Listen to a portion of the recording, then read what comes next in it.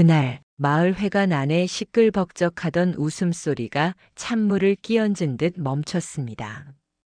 그 정적 속에서 제가 마이크를 고쳐 쥘 때 나던 작은 마찰음까지 선명하게 들릴 정도였죠. 사람들 수십 명이 숨을 삼키는 소리만 들리던 그 순간 나는 마이크를 잡고 있었습니다. 누군가는 고개를 숙였고 누군가는 얼굴이 벌겋게 달아올랐습니다.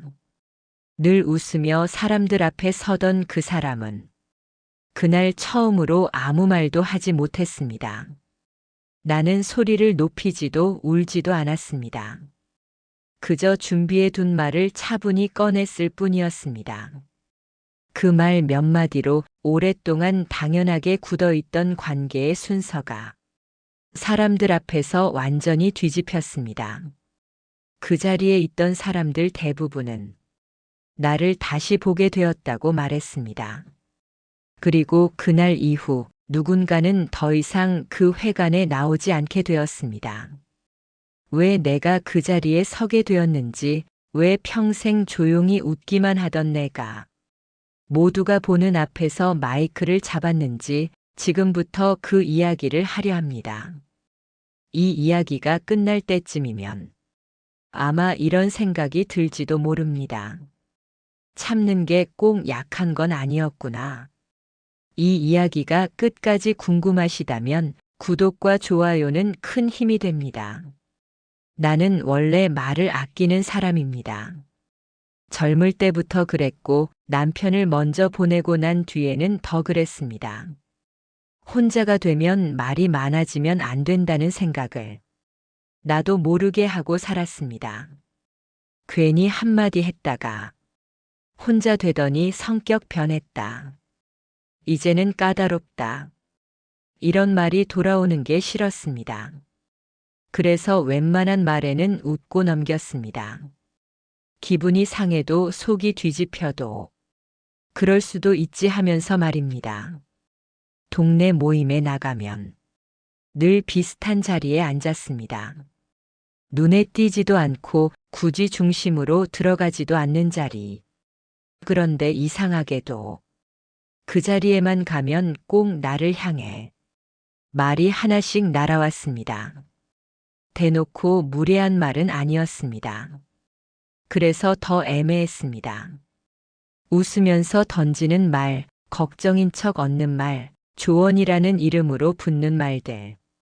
사람들은 다들 웃었고 나도 같이 웃었습니다. 웃지 않으면 분위기가 깨질 것 같았으니까요. 그때마다 나는 스스로에게 말했습니다. 참자. 이 나이에 체면이 먼저다. 혼자 사는 사람이라는 소리까지 듣고 싶진 않다. 사실은 불편했습니다. 아주 조금씩 하지만 분명히 마음 한쪽이 달아가고 있었습니다. 그럼에도 나는 아무 일 없다는 듯 차를 따르고 고개를 끄덕이고 조용히 미소를 지었습니다. 그 미소가 나를 지켜주는 줄 알았습니다. 그 사람의 먹잇감이 되고 있다는 사실을 알기 전까지는요. 그런 말들은 늘 비슷한 타이밍에 나왔습니다. 사람들이 어느 정도 모이고 분위기가 조금 풀릴 즈음이면 말입니다. 누가 먼저 꺼내지도 않았는데 자연스럽게 시선이 내 쪽으로 한번 쏠렸고 그때마다 그 사람이 말을 받았습니다. 마치 오래된 순서처럼요. 아이고, 혼자 사는 사람은 돈 관리가 더 중요해. 요즘 세상에 여자 혼자면 더 정신 차려야지. 말끝은 늘 웃음이었고 주변에서도 가볍게 웃음이 흘렀습니다. 그래서 더 뭐라 할 수가 없었습니다. 정색하면 분위기 망치는 사람은 내가 될 게 뻔했습니다. 그래서 나는 늘 고개를 끄덕였습니다. 맞아요. 그렇죠. 짧게, 아주 짧게. 그 사람은 나를 직접 부르지 않아도 내 얘기를 하는데 익숙해 보였습니다. 마치 내가 거기 있다는 걸 굳이 의식하지 않아도 되는 사람처럼요. 가끔은 이런 말도 덧붙였습니다. 내가 이런 말 해줘서 고마운 줄 알아. 아무도 안 챙겨주면 서운하잖아. 그 말이 들릴 때마다 마음 한구석이 묘하게 서늘해졌습니다. 챙김이라는 말 속에 선이 하나 그어지는 느낌이었거든요. 너는 혼자고 나는 너보다 위에 있다는 보이지 않는 선 말입니다. 집에 돌아오면 괜히 신발을 벗는데 시간이 오래 걸렸습니다. 별일 없던 하루인데도 몸이 무거웠습니다. 그냥 조언이잖아. 나쁜 사람은 아니잖아. 나는 그렇게 나 자신을 달랬습니다. 하지만 마음은 솔직했습니다. 그 말들이 쌓일수록 다음 모임이 조금씩 부담스러워졌습니다. 그래도 나가지 않을 수는 없었습니다. 나가지 않으면 또 다른 말이 생길 것 같았으니까요. 혼자 되더니 사람 피한다. 성격이 달라졌다. 그래서 나는 아무렇지 않은 척 자리를 지켰습니다. 차를 따르고 다른 사람 이야기에 맞장구를 치고 그 사람의 말에도 여전히 미소로 답했습니다. 그 미소가 점점 내 것이 아닌 것처럼 느껴졌지만 그때의 나는 그걸 문제라고 생각하지 않았습니다. 아직은 참을 수 있다고 믿었으니까요. 시간이 조금 더 지나자 나는 그 말들이 왜 나에게만 향하는지 굳이 생각하지 않게 되었습니다. 생각해봐도 답이 없었기 때문입니다. 특별히 잘못한 것도 없고 부탁한 적도 없고 의지한 적도 없었는데 왜 늘 내가 그 말의 대상이 되는지 설명할 방법이 없었습니다. 그래서 나는 이유를 바깥에서 찾지 않고 안으로 돌리기 시작했습니다. 내가 너무 가만히 있어서 그런가? 말이 없으니까 만만해 보이는 건가? 혼자 사는 게 그렇게 눈에 띄는 일인가? 그 생각들은 누가 시킨 것도 아닌데 자연스럽게 내 안에 자리를 잡았습니다. 모임에서 다른 사람들이 그 사람의 말에 웃을 때면 나는 괜히 더 조용해졌습니다. 혹시라도 내가 불편해 보이면 왜 이렇게 예민해? 라는 말이 뒤따라올 것 같았기 때문입니다. 한 번은 누군가가 그래도 언니 말이 틀린 건 아니지 않냐고 나를 보며 웃듯이 말한 적이 있었습니다. 그 말에 나는 아무 대답도 하지 못했습니다. 그 순간 이건 그 사람 혼자만의 문제가 아니라는 걸 어렴풋이 느꼈습니다. 사람들 사이에서 이미 그런 역할이 나에게 주어졌다는 것도요. 집에 돌아와 혼자 앉아 있으면 괜히 말들이 다시 떠올랐습니다. 그 자리에서는 웃고 넘겼던 말들이 조용한 집 안에서는 조금 다른 얼굴로 돌아왔습니다. 너는 혼자니까. 내가 약하니까. 그러니 내가 말해줘야지. 그 말들을 곱씹다 보면 분노보다는 이상한 체념이 먼저 올라왔습니다. 그래, 이 나이에 뭘 바꾸겠어. 괜히 튀어서 피곤해질 필요는 없지. 나는 여전히 품위를 지키고 싶었습니다. 말 한마디로 사람 사이가 어긋나는 걸 누구보다 싫어했습니다. 그래서 더더욱 참는 쪽을 선택했습니다. 그 선택이 나를 조금씩 깎아내리고 있다는 걸 그때는 정확히 알지 못했습니다. 다만 분명했던 건 하나였습니다. 그 사람의 말이 반복될수록 나는 점점 그 모임에서 내 자리가 아닌 곳에 앉아있는 기분이 들었다는 것. 아직은 큰일이 아니라고, 아직은 넘길 수 있다고 나는 스스로에게 말했습니다. 하지만 마음 한편에서는 아주 작게 정말 들리지 않을 만큼 작게. 이런 생각이 고개를 들고 있었습니다. 이게 계속되면 언젠가는 웃고만 있을 수 없을지도 모르겠구나. 그 생각을 나는 애써 밀어냈습니다. 아직은 참을 수 있다고 믿으면서 말입니다. 그날은 유난히 사람이 많았습니다. 동네에서 제법 큰 모임이 있었고 오랜만에 얼굴을 비추는 사람들도 꽤 있었습니다.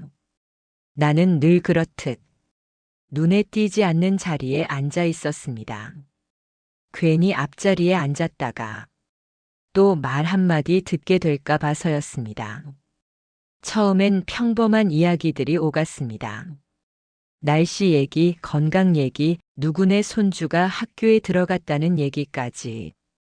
분위기는 나쁘지 않았습니다.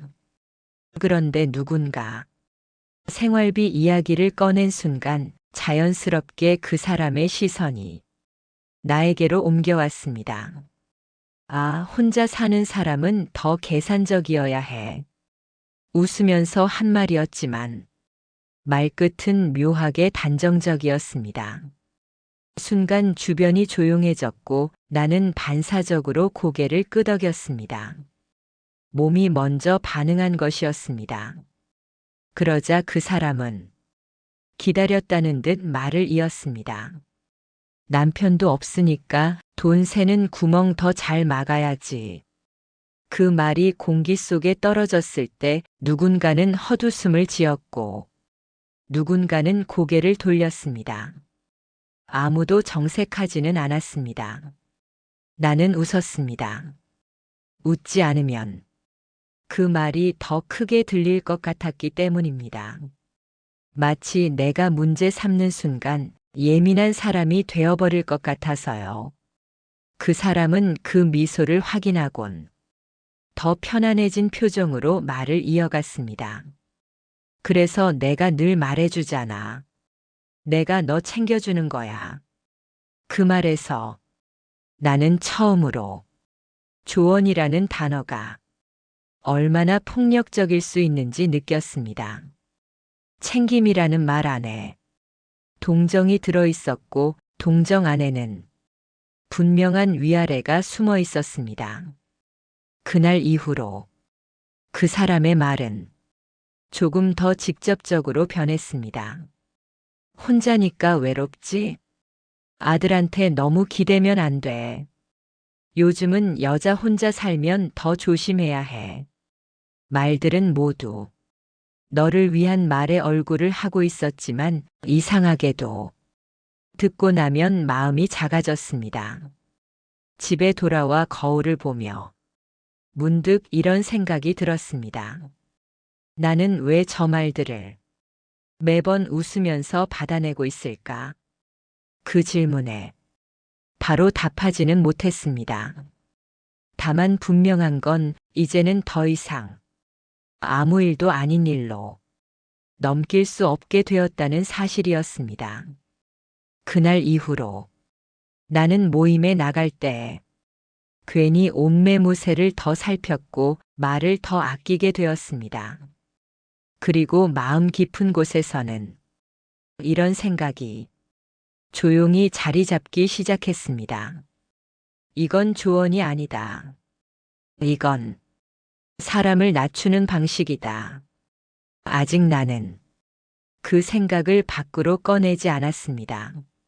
하지만 분명히 이전과는 달라지고 있었습니다. 그 뒤로 그 사람의 말은 특별한 날이 아니어도 나왔습니다. 마치 내가 있는 자리라면 자연스럽게 따라오는 장식처럼 말입니다.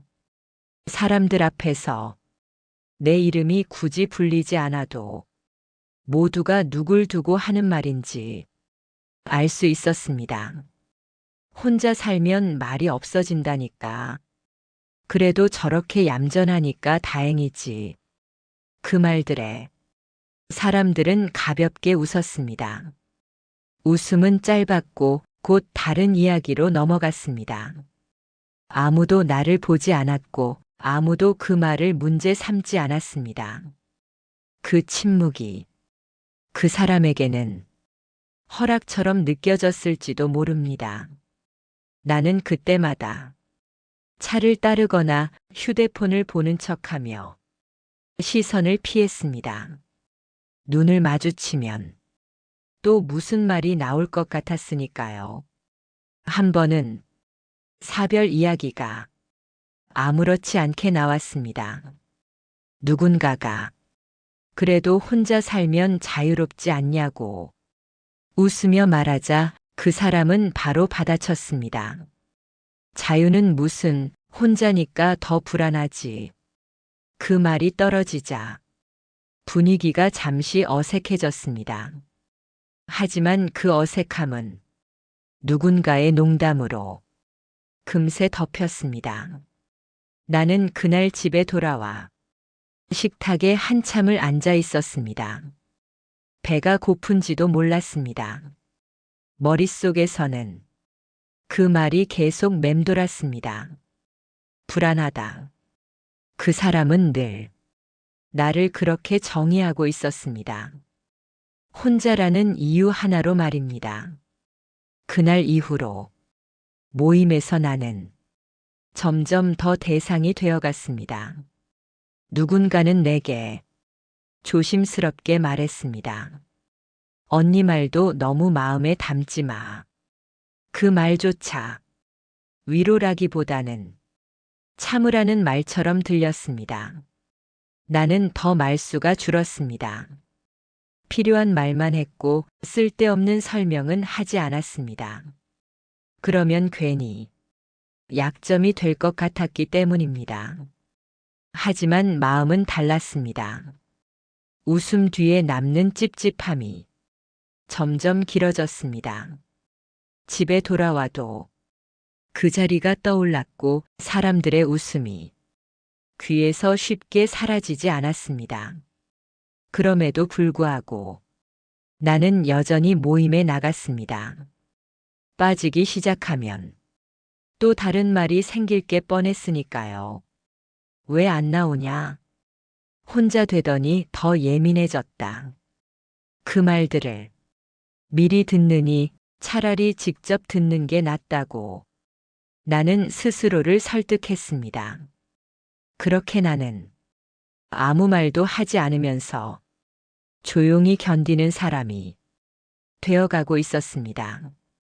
그리고 그 사람은 그 모습을 당연하게 여기기 시작했습니다. 마치 내가 그 자리에 있기 위해서는 그 정도 말은 감수해야 한다는 것처럼요. 결정적인 건 그날 모임이었습니다. 동네에서 꽤 중요한 일정이었고 평소보다 사람이 훨씬 많이 모인 자리였습니다. 나는 가지 말까 잠시 고민했습니다. 그날따라 마음이 유난히 무거웠기 때문입니다. 하지만 빠지면 또 말이 나올 게 분명했습니다. 그래서 평소처럼 조용히 자리를 지켰습니다. 문제의 말은 아주 아무렇지 않게 나왔습니다. 누군가 마이크를 잡고 생활 전반에 대한 이야기를 하던 중 그 사람이 웃으며 말을 보탰습니다. 요즘 혼자 사는 분들은 돈 관리나 생활 습관 더 조심해야 해요. 순간 나는 또 시작이구나 싶었습니다. 고개를 숙이고 그냥 넘기려 했습니다. 그런데 그 사람은 거기서 멈추지 않았습니다. 마치 오늘은 조금 더 나아가도 괜찮다고 판단한 것처럼 말입니다. 특히 남편 없는 집은 사기 같은 거 조심해야지. 그 말이 회관 안에 퍼졌을 때 여러 시선이 한꺼번에 내 쪽으로 모였습니다. 이번엔 웃음이 없었습니다. 조용했고 너무 조용해서 도망칠 틈조차 없었습니다. 나는 아무 말도 하지 않았습니다. 습관처럼 웃지도 않았습니다. 그 순간만큼은 웃을 수가 없었습니다. 그 사람은 내 반응을 살피듯 한 박자 쉬었다가 이렇게 덧붙였습니다. 내가 이런 말 해주는 것도 다 걱정돼서 그런 거야. 그 말에서 나는 분명히 느꼈습니다. 이건 더 이상 사소한 조언도 넘길 수 있는 말도 아니라는 걸요. 그날 집에 돌아오는 길 나는 한참을 걷다가 발걸음을 멈췄습니다. 괜히 눈물이 날 것 같아서 잠시 숨을 고르느라 말입니다. 분노보다는 이상하게도 차분함이 먼저 왔습니다. 이제는 이대로 두면 안 되겠구나. 그날 밤 나는 처음으로 그동안 있었던 일들을 하나씩 떠올려 보았습니다. 언제, 어디서, 어떤 말들이 있었는지, 그동안 애써 흘려보냈던 말들이 머릿속에서 정확한 문장으로 다시 정리되기 시작했습니다. 나는 그제야 알았습니다. 이 일은 나만의 감정 문제가 아니라는 걸. 그리고 이대로 침묵하면 앞으로도 계속 반복될 일이라는 것도요. 그날 이후로 나는 더 이상 무작정 웃지 않았습니다. 아무 말도 하지 않았지만 마음속에서는 분명한 변화가 일어나고 있었습니다. 아직은 아무에게도 말하지 않았습니다. 하지만 이미 결정은 내려져 있었습니다. 다음번에는 그냥 넘기지 않겠다. 그날 이후로 나는 모임에 나가지 않은 날에도 자꾸 그 회관이 떠올랐습니다. 의자에 앉아있던 사람들의 얼굴, 나를 스쳐 지나가던 시선들, 그리고 아무렇지 않게 던져졌던 그 말들까지 예전 같았으면 지나간 일이라며 스스로 덮었을 겁니다. 하지만 이번엔 달랐습니다. 말들이 자꾸만 제자리로 돌아오지 않았습니다. 나는 그제야 한 가지를 분명히 알게 되었습니다. 그 사람의 말은 즉흥도 아니고 실수도 아니라는 걸요. 언제나 사람이 많은 자리에서 언제나 웃음이 섞인 얼굴로 언제나 내가 반박할 수 없는 방식으로 말이 나왔다는 사실이 뒤늦게 또렷해졌습니다. 그건 습관이 아니라 의도였습니다. 나는 처음으로 그동안 있었던 일들을 적어보기 시작했습니다. 누군가에게 보여주기 위해서가 아니라 내가 헷갈리지 않기 위해서였습니다. 날짜를 적고 그날 있었던 모임을 떠올리고 기억나는 말을 그대로 옮겼습니다. 쓰다 보니 손이 잠시 멈출 때도 있었지만 지우지는 않았습니다. 글자로 옮겨진 말들은 내 기억 속에 있을 때보다 훨씬 선명했습니다. 이 정도면 내가 예민한 게 아니구나. 그 사실이 묘하게 마음을 차분하게 만들었습니다. 다음 모임 공지가 떴을 때 나는 처음으로 피하지 않았습니다. 몸이 먼저 반응해 가기 싫다는 생각이 들었지만 이번에는 그 생각을 그대로 두지 않았습니다. 오히려 언제, 어디서 또 무슨 말을 할까? 그걸 조용히 지켜보고 싶다는 생각이 들었습니다. 모임에 나가기 전날 나는 옷을 고르면서도 이상할 만큼 마음이 고요했습니다. 괜히 튀지 않는 옷, 괜히 말이 나올 만한 차림은 피했습니다. 여전히 나는 소리를 지를 생각도 따지듯 말할 생각도 없었습니다. 다만 한 가지는 분명했습니다. 이번에도 같은 방식이라면 그때는 그냥 웃고 넘기지 않겠다. 그 결심은 크지도 거창하지도 않았습니다. 하지만 아주 단단했습니다. 오랫동안 쌓여온 침묵이 형태를 갖추기 시작한 순간이었습니다. 그날 밤 나는 수첩을 덮으며 처음으로 이런 생각을 했습니다. 이제는 나를 설명하지 않아도 되겠구나. 그날은 이미 예정되어 있던 공식 모임이었습니다. 평소보다 훨씬 많은 사람들이 모이는 자리였고 마을에서 얼굴 있는 사람들은 대부분 나온 날이었습니다. 나는 수첩을 가방에 넣고 회관으로 들어섰습니다. 누군가에게 보여주기 위해서가 아니라 혹시라도 내가 흔들릴까봐 확인하려는 마음이 더 컸습니다. 자리는 빠르게 채워졌고 사람들 사이의 소음이 점점 커졌습니다. 익숙한 얼굴들, 익숙한 웃음소리들, 그리고 익숙한 그 사람의 목소리도 들렸습니다. 회의가 어느 정도 진행되던 중 마이크가 몇 사람을 거쳐 그 사람에게로 넘어갔습니다. 자연스럽고 아주 익숙한 흐름이었습니다. 요즘 다들 힘들잖아. 그 사람은 그렇게 말을 시작했습니다.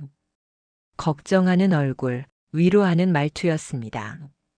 나는 그 말을 들으며 가방 속 수첩을 떠올렸습니다. 이 문장도 이미 적혀 있는 문장이었습니다. 그래도 혼자 사는 분들은 더 정신 차려야 해. 사람들 몇 명이 고개를 끄덕였습니다. 그 사람은 그 반응을 확인하듯 시선을 천천히 둘러보다가 내 쪽에서 멈췄습니다. 특히 이런 분들은 말이야. 그 순간 회관 안의 공기가 눈에 띄게 달라졌습니다. 웃음은 없었고 누군가는 시선을 피했고 누군가는 나를 똑바로 바라봤습니다. 그 사람은 내가 아무 말도 하지 않는 걸 보고 조금 더 나아갔습니다. 내가 늘 말해주잖아. 내 말 안 들으면 나중에 다 후회한다고. 그 말은 조언이 아니라 선고처럼 들렸습니다. 나는 천천히 숨을 들이쉬었습니다. 심장이 빠르게 뛰고 있었지만 머릿속은 오히려 놀라울 만큼 맑았습니다. 가방 속에서 수첩의 감촉이 느껴졌습니다. 적어도 내가 겪은 일들이 내 착각이 아니라는 증거가 거기 있다는 사실이 나를 붙잡아주고 있었습니다. 그 사람은 마치 모든 말이 당연하다는 듯 마이크를 쥔 채 말을 이어가려 했습니다. 그때 나는 알았습니다.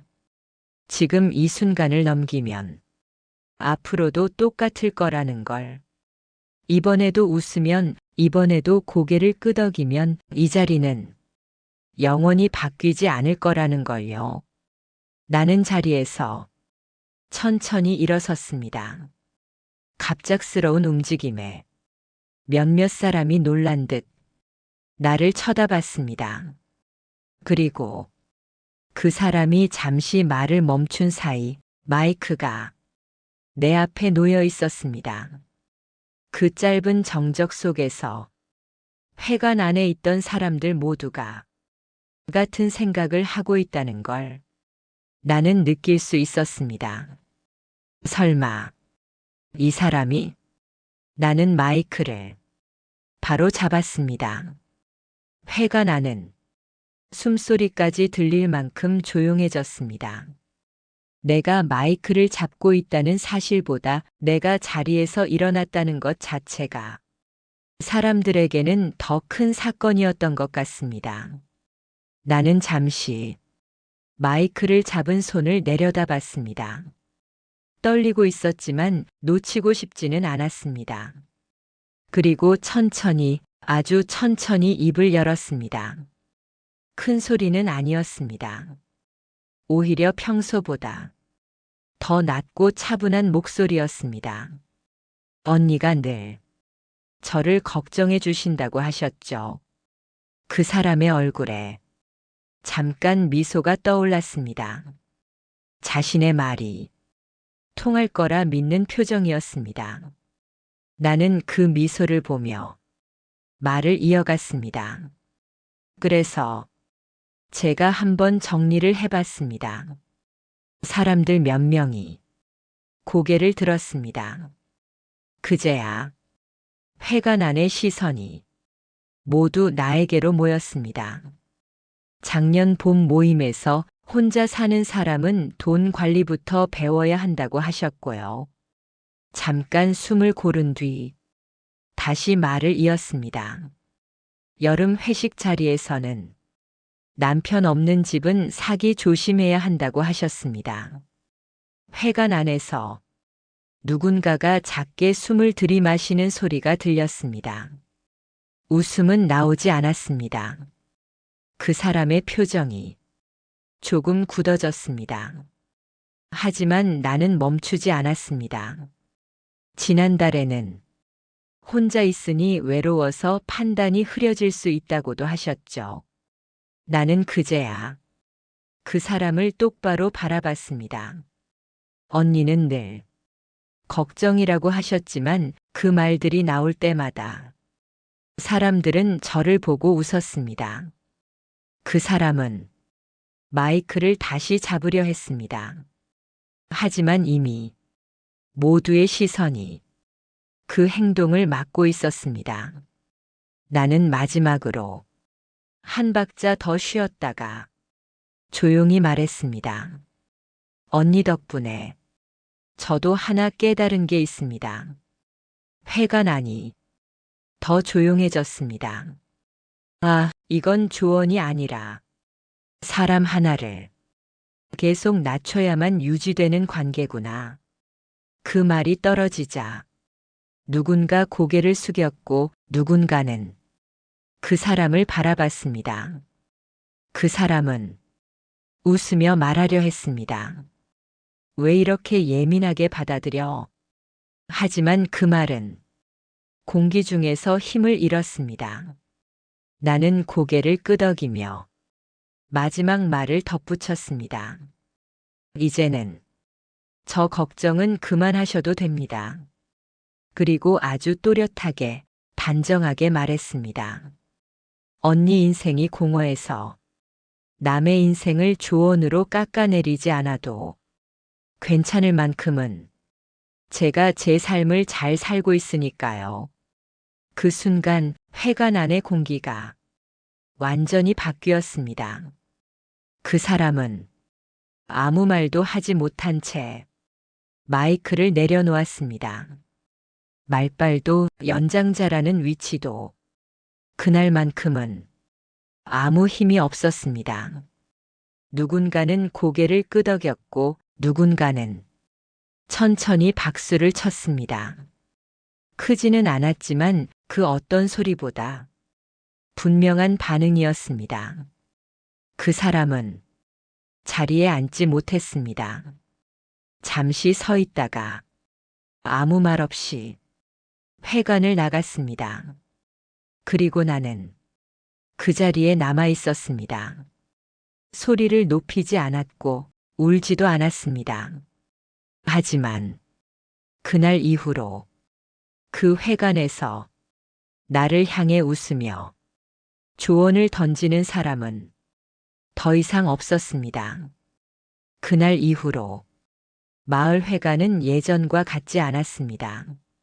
정확히 말하면 사람들은 그대로였지만 관계의 공기가 달라졌습니다. 그 사람은 며칠 동안 모습을 보이지 않았고 이후에도 예전처럼 중심에 서지 않았습니다. 누군가 일부러 밀어낸 건 아니었습니다. 그저 그날의 장면이 모두의 기억 속에 너무 또렷이 남아 있었을 뿐입니다. 이상한 건 아무도 그 일에 대해 대놓고 말하지 않는다는 점이었습니다. 뒷말도 없었고 변명도 없었습니다. 다만 하나씩 아주 조용하게 사람들의 태도가 달라졌습니다. 모임이 끝난 뒤 누군가 다가와 이렇게 말했습니다. 그날 다들 그렇게 느끼고 있었어요.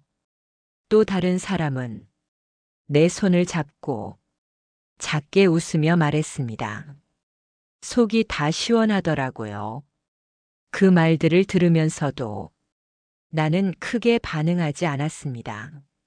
누군가를 이긴 기분도 통쾌함에 들뜬 마음도 이상하게 없었습니다. 다만 마음 한쪽이 오랫동안 눌려 있다가 제자리로 돌아온 느낌이었습니다. 그 이후로 그 누구도 나에게 조언을 가장한 말을 쉽게 꺼내지 않았습니다. 혼자 산다는 이유로 나를 정의하려는 사람도 없었습니다. 나는 여전히 말이 많은 편은 아닙니다. 여전히 앞에 나서지도 않습니다. 하지만 분명히 달라진 게 하나 있습니다. 이제는 웃어야 할 때와 웃지 않아도 될 때를 내가 결정합니다. 그날 마이크를 잡았던 이유는 누군가를 망신 주기 위해서도 판을 뒤엎기 위해서도 아니었습니다. 그저 내 삶을 남의 입에 맡기지 않겠다는 선 하나를 긋기 위해서였습니다. 혼자 산다고 해서 설명해야 할 것도 감수해야 할 것도 아무것도 없다는 걸 그날 모두가 알게 되었고 나 역시 확실히 알게 되었습니다. 나는 지금도 그 회관에 나갑니다.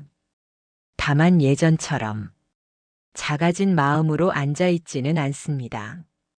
조용히 하지만 똑바로.